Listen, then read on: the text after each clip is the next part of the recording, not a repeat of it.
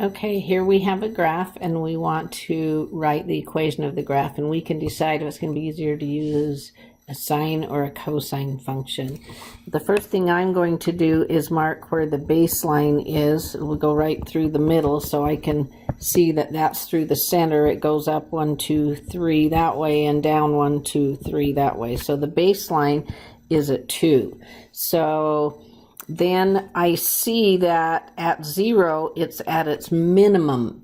So I'm going to use a cosine function because typically at 0, cosine, for a basic cosine, is at its maximum. If I put a negative in front of it, that's going to reflect it, and it would be right there, and I wouldn't need a phase shift. So I'm going to have y equal a cosine omega x, and I won't need a phase shift, plus b.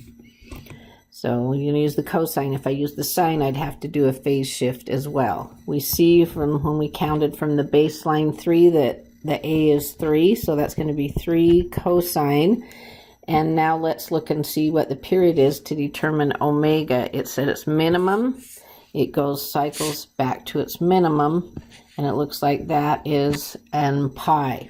So 2 pi over omega equals the period, which is pi. So then we could multiply the omega over here, put it here, and it cancels, and then divide by the pi's. So omega needs to be 2. And so let's go ahead and put that in. So that's going to be 2x. And then we saw that our baseline, everything is moved up 2. So that'll have a plus 2 on the end. So here is the equation of what we see graphed.